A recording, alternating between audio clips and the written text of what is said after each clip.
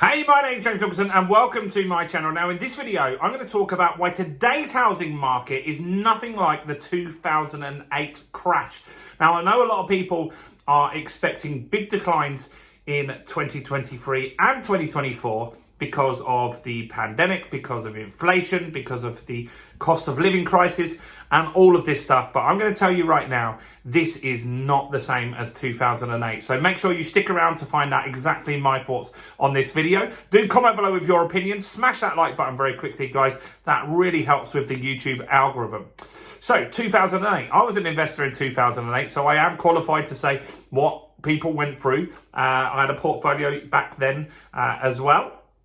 Started property investing in 1999, and back then it was a totally different ball game to what we have today. You see, I used to be able to go into a mortgage broker and we had mortgages that were called self-certification. I mean, you could just tell them how much you earned. Nobody checked anything. It was an unregulated industry and it really was very easy to get money. We also had things like 0% interest credit cards. I know you still get some of those, but trust me, back then you were getting direct mail, junk mail through your letterbox every week about balance transfers cards. And I had friends that had tens of thousands of pounds, but it wasn't a problem because they were hopping it from one credit card to another. And so they managed to keep themselves afloat, but then it all changed. And the biggest problem, and it started in America. They had a very similar problem to what we had. They would lend any money to anybody that had a pulse. Basically, if you're alive, you could borrow money. It was super easy. Now, I knew how to find good deals back then. I still do now. I wish, my only regret is that I didn't take more action and get more deals back in that time. So what happened was in 2008, because they were lending to anybody, they were lending to some bad deals.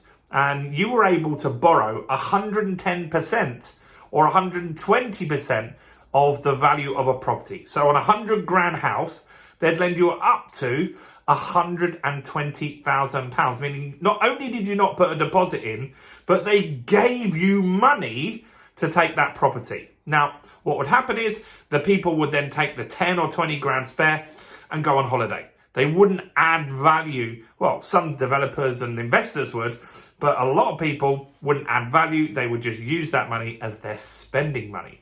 Now, what happens is if the market drops, they get in negative equity very fast. And what's different between 2008 and now is in 2008, when we had the 15 to 20% drop, people were forced to sell because they had negative equity. They had no way to pay the debt. They couldn't borrow more money. There was no liquidity in the market. So if they came off the mortgage deal that they were on, they weren't able to get a new deal. So they were forced to sell.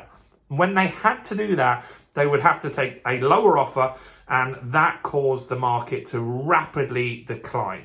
Now, we have a difficult scenario on our hands at the moment. We went through the RICS report yesterday. Some of you would have had a look at that. And if you look through that, there are surveyors that are saying in the RICS report, because you can see all of their comments on the back pages, there is one person that I saw in there that they feel the market will go up 10% this year. Maybe not. It might not. But this is very different. So I put some notes here on things that why this is not the same. Well, first and foremost is we're lending still at the moment. We had a pause on lending after the mini budget, and all the mortgage deals pretty much came off the market temporarily, which was absolute carnage, but they're back on. So we're not going to have a massive crash unless people can't get finance. And right now, you still can. There are still deals out there. They're still lending at a far greater rate than they were in 2008. So there aren't so many forced sales in the market. Now, there's also more support. So if you get in a mortgage arrears, they do help you. There's a mortgage guarantee scheme. The government will support you if you lose your job and you're made redundant, and then there are schemes out there where you can get that financial support, which we didn't have in 2008. So that's going to help as well. What else is going on? Well, RICS, in the video that we did this week, they're more positive than they were last month. Massively more positive. Now, they're not saying the market's going to absolutely recover and shoot ahead. One person is saying in that. One person did say that, but most of them feel that the market will slightly go down, but it's not on a 2008 level. They're saying it's way more stable. There's more buyers coming into the market, which is a good sign. We don't have the 110% mortgages. As I said, they were an absolute nightmare. We have a lot of stress testing on borrowers now, so they will only lend you the money, and they've only lent in the pandemic as well to people that could afford it at higher interest rates. They've done all of that stuff ahead of time. That means that even with rate increases, that more people are likely to do well. Now, they're also likely to not have a crash because the job market is still very, very buoyant. And that is something that might change, but we weren't expecting this. The job market is still looking very, very, very good. The RICS report, as I said, they said that they feel that there's a turnaround now. And so all of this leads into the fact that it's just not the same. Now, there are less transactions at the moment. So there are businesses being hit massively already with what's going on. You think of estate agents, you think of solicitors, the surveyors that do the RICS report themselves. Those guys are being hit massively because they're transactional based businesses. They need transactions to happen.